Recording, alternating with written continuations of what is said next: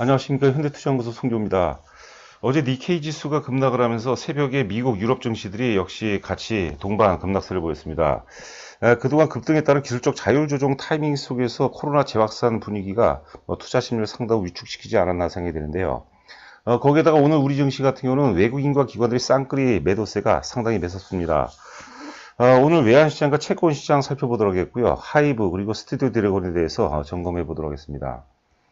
자, 화면 보시면 특히 이제 하이브 같은 경우는 아시아 권역을 넘어서 세계 초일류 기업으로 계속해서 진화 중이라고 봐야 될 것 같습니다. 지난번에도 이제 강조한 바와 같이 존재하지 않았던 그런 영역이기 때문에 하이브가 계속해서 글로벌 기준을 만들어 간다 이렇게 보시면 될 것 같습니다. 자, 그리고 오늘 그 하이브 말도 안 된다는 그 표현을 썼는데 나름대로 이제 목표가 예상하고 있는 목표가가 있거든요. 오늘 방송을 통해서 함께 한번 살펴보도록 하겠습니다.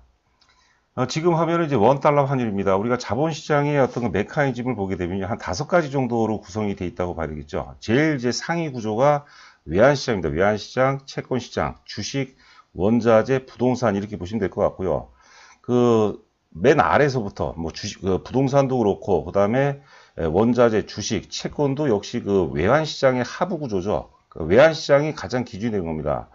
예를 들어서 주식이 예를 들어서 우리나라 주식시장 같은 경우는 이제 그 원화 절상 속에서 주가가 오르고 원화가 절하가 되면 주가가 이제 빠지는데 만약에 주가가 이제 오르는데 주가가 이제 상승을 보이는데 원화가 절하가 된다. 그럼 결국은 주식시장이 외환시장을 쫓아가게 되죠. 반대죠. 반대. 주가가 이제 빠지는데 원화가 절상을 보인다 하면은 결국은 이제 그 주식시장이 외환시장을 이제 따라가기 마련입니다. 지금 시장은 굉장히 그 좀 불안한 요소를 좀 갖고 있고요. 오늘 뭐 시장 보니까 굉장히 좀 투자 심리도 많이 위축이 되는 것 같은데 원달러 환율을 보게 되면 기조적인 어떤 걸 절상의 연장선상에 있다고 보시면 될 것 같아요. 자, 그 맨 좌측에 보시면 우리가 코로나 최악의 상황에서 달러당 원화 환율이 1296원까지 올라갔었습니다. 그 이후에 계속해서 절상을 보이다가 이 절상 과정 속에서 주가가 이제 급등을 했죠. 여기서 유동성 장세가 전개가 되고 그 자세히 보시면 1월 4일 날에 달러당 1080원이었습니다. 그리고 주식의 상투는 1월 11일이었죠. 그러니까 외환시장이 먼저 반응했죠. 원달러 환율이 먼저 이제 원화가 먼저 절하가 된 겁니다. 환율이 인상이 된 거죠. 자, 그리고 이제 거기서부터 이제 조정을 보였습니다. 원달러 환율을 보게 되면 1월 4일을 저점으로 해서 지금 이제 3월 정확히 9일인데 3월 9일날 이제 그 환율이 정점을 찍고 다시 원화가 강세를 보이는데 이 3월 9일이 언제냐면요.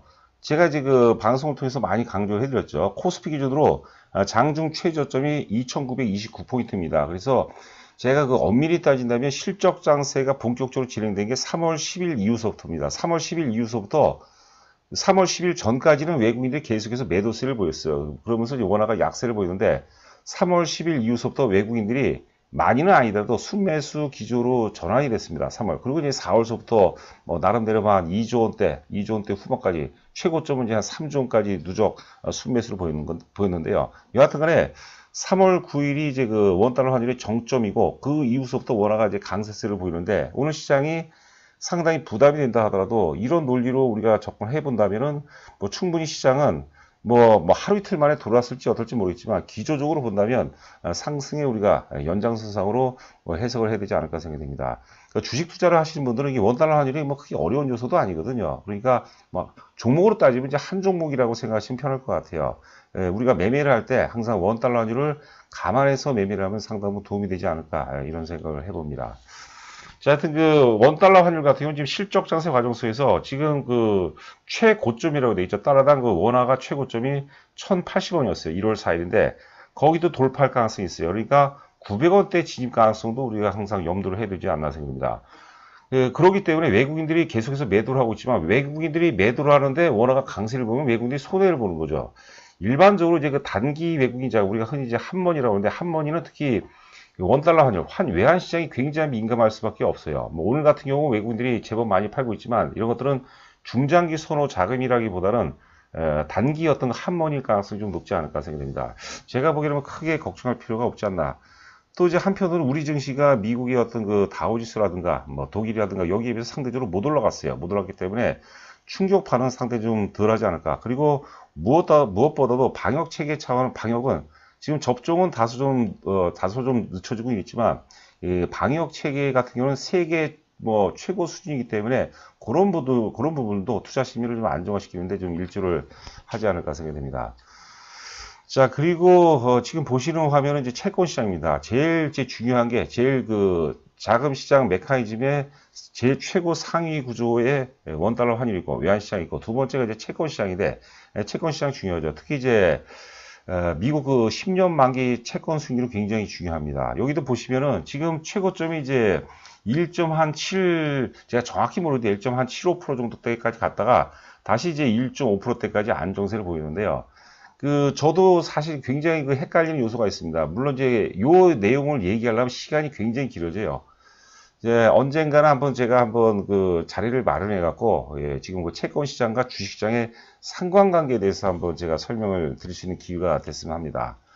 주식은 기본적으로 금리 인상 속에서 상승합니다. 그런데 채권 금리가 미국 국채 그 10년 만기 채권 수익률이 이제 1.7%대 진입하니까 그게 조정의 요소가 됐죠. 그리고 최근에 이제 지금 이제 고점을 제가 화살표로 두 개를 했죠. 쌍봉이 나왔습니다. 쌍봉이 나오면서 특히 3월 한 중순 이후, 그 다음에 그 4월 초 정도에서 쌍봉을 찍었는데, 그때 이후서부터 금리가 다시 그 하향 안정화가 되죠. 그러면서 주가가 또 강렬하게 반응했어요. 그러니까 시장이 우리가 우리가 그 이론적으로 볼 때 금리와 주가와의 상관관계가 정확히 정해진 건 없어요. 사실 그때 좀 틀리고, 또 특히 이제 이번 파동 같은 경우는 코로나라는 사실 전대미문화 이런 어떤 그 사태 이후에 발생되기 때문에 다수의 좀 왜곡이 있는데, 여하튼 간에 궁극적으로 금리 상승은 좋은 시그널이요. 경기 회복 시그널이거든요. 지금 주가가 오늘 빠지는 건 뭐냐면, 빠지는 게 뭡니까? 뭐 일단 빠지는 거는 지금 이제 코로나 재확산 어떤 부담감이죠. 그것 때문에 빠지는데, 그거로 인해서 금리가 또 떨어지는 요소도 있어요. 근데 그게 호재는 아니죠. 어찌 됐든 간에 이제 경기가 회복이 되거든요. 경기가 회복되려면 금리가 상승이 돼야 돼요. 그래서 10년 만기, 제가 나름대로 이쪽은 이제 연구를 좀 많이 했는데요. 10년 만기 국채 수익률이 2.5%가 넘어가잖아요. 그러면 미국 연준의 의지와 상관없이, 연준의 의지는 뭡니까?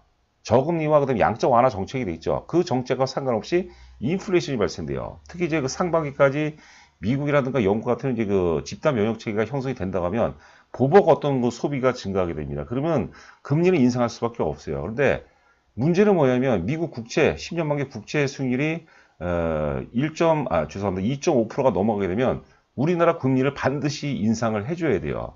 그러면 그동안 이제 유동성 버블이 많이 또 개입이 된 거 아닙니까? 그 버블이 그 해소가 되는 그런 상황이 벌어질 가능성이 높다고 보는 거죠. 저는 그게 이제 빠르면 7월, 뭐 늦어도 이제 한 8월 이후서부터는 그런 어떤 그 우리가 좀 위기가 한번 닥치지 않을까 생각됩니다. 그 위기 이후에 또 뭐 올라가든지 어떨지 그거는 또 그때 가서 우리가 고려를 또 감안을 해야 될 상황이 아닌가 생각됩니다. 자, 오늘 그 4월 21일자 뉴스핌 그 기사를 뭐 그런 내용입니다. 미국 국채금리 세계 코로나 확산 주시하며 하락한다는 얘기죠. 여기 보시면 이제 그 10년 만기 미 국채금리는 전날보다 35bp 내린 1.5642%를 기록했다. 그런데 이게 이제 이연령 비연령이라는 거죠. 사실 앞서도 얘기한 것처럼 궁극적으로 계속해서 우리가 저금리 기조에서 최초로 금리가 상승한 구간은 유동성 장세에서 실적 장세로 넘어가는 결정적인 시그널을 했거든요. 그런데 지금 시장은 다소 좀 왜곡이 돼서 금리 인상을 악재로 받아들이고 금리 인하를 또 호재로 받아들이는데, 이게 이제 그 적당한 선에서 그 유지해야 되지. 여기서 만약에 코로나 재확산 이게 만약에 이게 그 사태가 걷잡을 수 없이 좀 많이 또 확산이 된다면 금리는 더 떨어지겠으나 주가도 굉장히 또 안 좋게 반응할 가능성이 높다고 보는 거죠. 그러니까 제일 좋은 장세는 사실 우리가 꿈꾸는 제일 좋은 장세는 그 전까지는 골디락스 장세라는 그런 얘기를 많이 해요. 서서히 좋아지는 거, 급격히 좋아지는 것보다 서서히 좋아지는 장세가 바람직하다 보는데, 여하튼간에 지금 이제 그 뭐라고 할까요? 지금 접종이 계속해서 미국이라든가 유럽 중심에서 계속해서 이어지기 때문에 이것은 시간 함수일 가능성이 높아요. 하여튼 그 코로나 재확산은 언젠가는 제가 보기에는 그 불확실성은 상당 부분 이제 제거될 가능성이 높다. 뭐 요 정도로 우리가 정리를 하는 것이 맞지 않을까 생각됩니다. 자, 그 다음에 이제 하이브죠. 하이브 한번 살펴보도록 하겠습니다. 리딩증권 4월 21일자 보고서인데요. 최근에 보고서가 한 3개 정도 나왔는데 제목이 참 재미있는 것 같습니다. 우주의 기운이 모인 회사.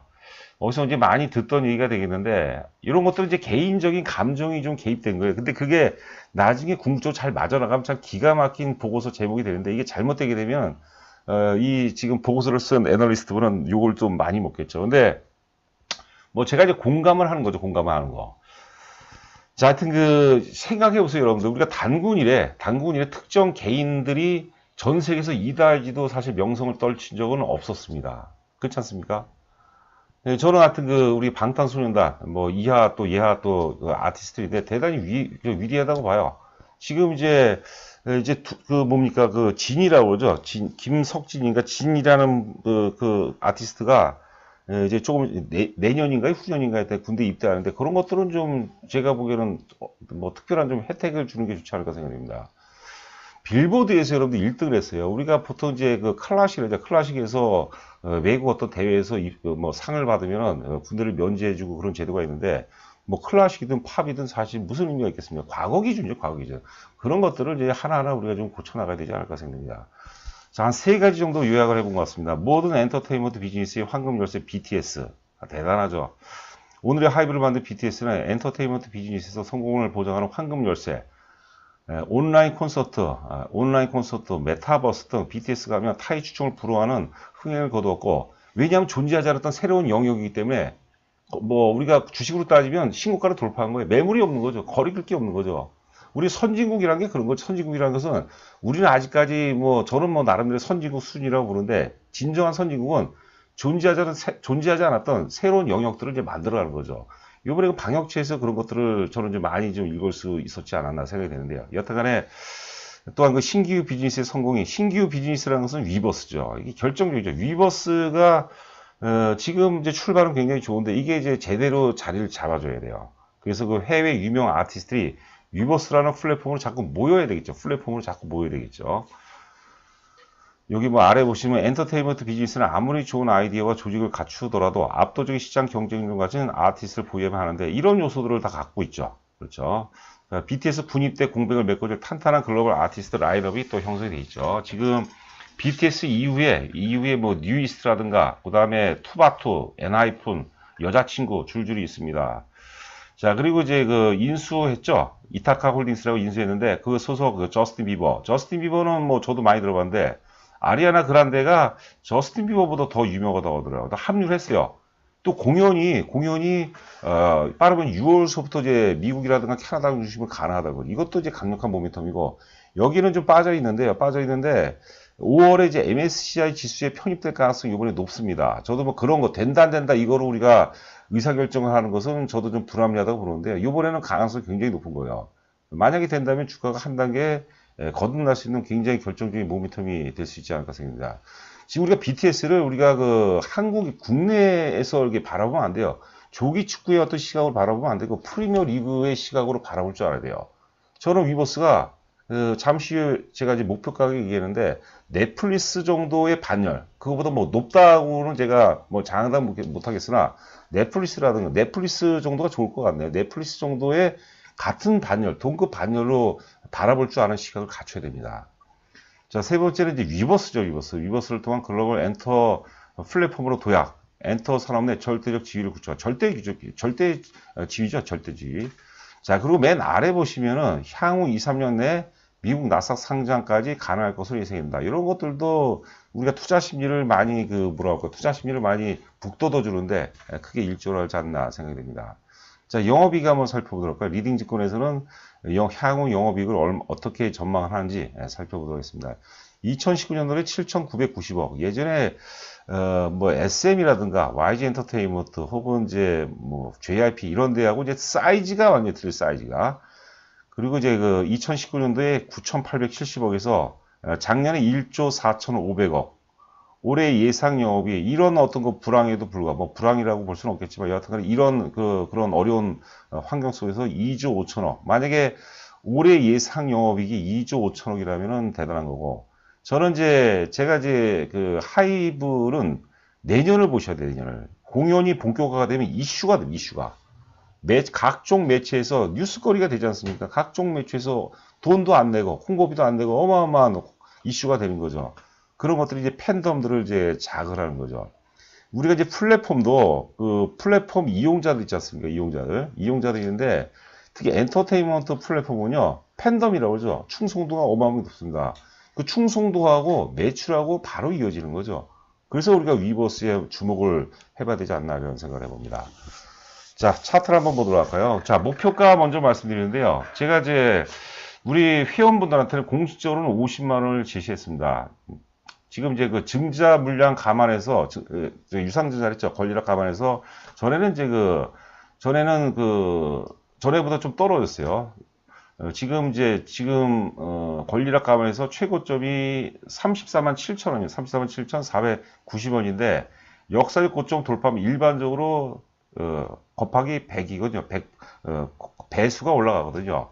카카오를 저희가 액면분할하기 전이죠. 저희가 2019년도 4월 달에 12만 원대에서 저희가 주력주에 최초로 편입했는데 그게 50만 원까지 갔어요. 곱하기 3배수 이상이 갔죠. 자, 그렇다면 34만 7천 원 곱하기 3배수의 시각 얼마죠? 하여튼 그 3배수의 시각으로 우리가 바라볼 줄 알아야 돼요.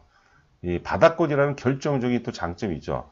우리가 크게 수익을 올리려 해서는 지금 저희는 이제 카카오를 지켜봐요. 제가 전에 그 카카오 저희가 그 지난주 목요일날 상당 부분 매도를 했죠. 상당 부분 매도를 했는데 매도했더니 댓글에다가 예전에 100만 원 간다고 그랬잖아요. 왜 팔아? 이제 시작인 것 같아. 뭐 그런 얘기를 많은데 아니 뭐 끌고 가도 괜찮아요. 그런데 한번 팔고 저점에서 되사자는 그런 내용이죠. 그런데 지금 우리가 100만 원을 카카오를 액면분할죠. 100만 원을 본다 하더라도 지금 현 시점에서 50만 원 시점에서 우리가 공격적으로 매수하기는 사실 좀 부담이 됩니다. 그리고 다음 달에 또 이제 공매도가 재개가 돼요. 하이브 같은 경우는 오른 게 없죠. 그렇죠. 그래서 바닥이란다. 바닥이란 것만큼 매력적인 거 없다. 월가 격언에 블래시라는 말이 있습니다. BLASH, 블래시. Buy low and sell high. 성공 투자는 결국은 buy low, 낮게 사서 sell high, 높게 파는 작업이에요. 명심하시고 여러분들 그것도 명심하시기 바랍니다. 기다리는 거죠. 이제 기다리는 거. 자, 그 다음에 이제 스튜디오 드래곤입니다. 보고서가 이제 IBK증권 4월 20일자가 이제 최근 보고서인데, 보고서 내용은 예전 거하고 크게 차이는 없는 것 같습니다. 여하튼 1분기 실적의 시장 예상을 소폭 상회할 전망이라고 얘기가 나왔고요. 사업 부분별로 보면은 편성 매출 성장이 여전히 성장률이 크지 않을 전망. 일반적으로 이제 우리가 광고 매출을 의미하는 거고요. 해외 판매라든가 넷플릭스 오리지널 판매 확대에 따른 매출과 마진 증가가 주요 포인트가 될 것이다. 이게 이제 핵심이라고 이제 봐야 될 것 같고요. 오른쪽에 보시면 해외 OTT 국내 진출에 따른 콘텐츠 가격 인상 유지될 전망. 지금 스튜디오 드래곤이 이제 작년 이후에 코로나 이후에 영업을 할 수 있는 굉장히 최적의 환경이 됐어요. 그리고 글로벌 OTT들이 스튜디오 드래곤의 드라마에 지금 열광을 하는 그런 상황이죠. 실적 보도록 하겠습니다. 영업이익 보시면 2019년도에 290억, 2020년도에 490억, 올해 예상 영업이 670억인데요. 지금 옆에 제가 그 검정색 화살표를 써놨는데 이걸 잘 볼 필요가 있어요. 지금 이미 그 스튜디오 드래곤은 290억에서 490억, 거의 뭐 100% 가까이 증가했기 때문에 주가가 많이 갔어야 돼요. 많이 갔었는데 작년에 코로나 피해주로 엮이면서 못 간 거예요. 그래서 이번에는 우리가 주가를 어떤 식으로 해석이 되냐면 290억에서 670억을 봐야 돼요. 100% 이상이 증가를 했죠. 네? 이런 식으로 봐야 돼요. 그러니까 소급 적용해서, 이번 파동에서 소급 적용해서 우리가 스튜디오 드래곤을 우리가 해석을 해야 되지 않을까 생각됩니다. 물론 이제 스튜디오 드래곤하고 하이브하고 스튜디오 드래곤하고 절대 비교하면, 느낌이 뭔지 아시죠, 여러분들? 비교 불가는 아니지만, 사실, 스튜디오 드래곤은 사실 하청업체고, 그딴 데로 따지나. 죄송합니다. 그 스튜디오 드래곤도 보유하고 계시면 욕먹겠네. 빅히트가 크죠. 그러니까 우리가 만약에 내가 100을 투자한다면 스튜디오 드래곤이 한 7 정도, 죄송합니다. 하이브가 한 7 정도, 그 다음에 스튜디오 드래곤이 한 3 정도, 그 정도 비율이 적당하다고. 제가 가끔 가다가 이렇게 죄송합니다. 또 제가 간혹 가다 이렇게 실수를 합니다. 너그럽게 양해해 주시기 바라고요. 그리고 여러분들 그 구독과 좋아요 부탁드리고요. 회원 모집 관련해서는 이제 방송 맨끝 부분에 정리가 되어 있으니까요. 그러니까 요즘 같은 때 굉장히 힘들지 않습니까? 저희들도 사실 마찬가지죠. 그러나 나름대로 기준이 있고 시스템이 있기 때문에 혼자 하는 것보다는 훨씬 낫지 않을까 생각합니다. 지금 이제 4월 이후에 장대 양봉 한번 세고 이후에 4월 9일서부터 조정을 한 9일 동안에 받고 있는데 지금은 여러분들 거래량이 급감하면서 매도 세력이 소멸되는 그런 과정이에요. 이것을 인내할 줄 알아야 돼요. 간혹 가다가 이제 자꾸 짜증내고 힘들어하는 분들이 있어요. 주식 투자라는 것은 결국 인내 영역이거든요. 주식 투자를 통해서 우리가 인내를 배워야 돼요. 인내를. 그리고 주식 투자를 통해서 우리가 시간의 가치를 깨달을 줄 알아야 돼요. 이 인내 영역입니다. 그 이상도 이하도 아니에요. 명심하시고 또 명심하시기 바랍니다. 제가 30년 노하우를 말씀드리자면 시대적 흐름에 맞는, 시장 흐름에 맞는 핵심 가치 보유 기업, 다른 경쟁업체들이 넘볼 수 없는 핵심 가치 보유 기업을, 그리고 또 이익의 질이 또 좋으면 더 좋겠고, 그것을 바닥에 사는 거, 바닥에. 많이 과열이 아닐 때 사서 시간의 위대한 힘을 믿을 줄 알아요. 내 편으로 만들 줄 알아요. 인내를 해야 돼요. 인내의 산물입니다. 우리 그 초등학교 때 그 정도 수준은 다 배우잖아요. 그러니까 투자자들, 개인 투자자들 대부분이 초등학교 수준도 안 되는 겁니다. 그게 냉정한 겁니다. 그러니까 우리가 주식 투자를 통해서 우리가 돈을 번다, 뭐 이걸 떠나서, 세속적인 걸 떠나서 이것을 우리가 삶을 통해서 잘 좀 녹여낼 수 있는 그런 지혜도 좀 필요하지 않을까. 제가 좀 거창하게 좀 얘기를 해봤는데요. 자, 저희 그 회원 모집 관련해서 가입 금액이 3개월, 6개월, 1년 단위입니다. 저는 이제 가급적이면 6개월 단위를 추천드리고 싶어요. 왜냐하면 3개월로 하니까 자꾸 너무 짧은 기간 안에 많은 것들을 좀 뭐랄까 요구하는 것 같은데, 주식을 여러분들 물리면 3개월 정도는 기본 2개월, 3개월 물릴 수도 있는 거예요. 그러니까 6개월 정도 하고요. 만약에 3개월로 하시는 분들은 가입 이후에 이제 1개월 내에 만 6개월로 하겠다면 소급 적용해서 6개월로 이제 100만 원만 추가로 입금하시면 저희가 6개월로 해드립니다. 정보 제공 내용은 이제 문자 형태로 문자를 보더라도 충분히 매매할 수 있게 이제 말씀드립니다. 다양한 정보가 나오고요. 오늘 또 이제 반도체 관련돼서 좀 나갔죠. 저희 법인 계좌고 입금하시고 조남을 제 휴대폰으로 조남을 보내주시면 제가 인사 말씀드리고 뭐 다양한 얘기를 말씀드리도록 하겠습니다. 그리고 특히 이제 우리가 저 회원들만 공유할 수 있는 내용들 중심으로 요약을 해서 제가 차분하게 설명을 드리도록 하겠습니다. 자, 오늘은 여기까지 마치도록 하겠습니다. 감사합니다.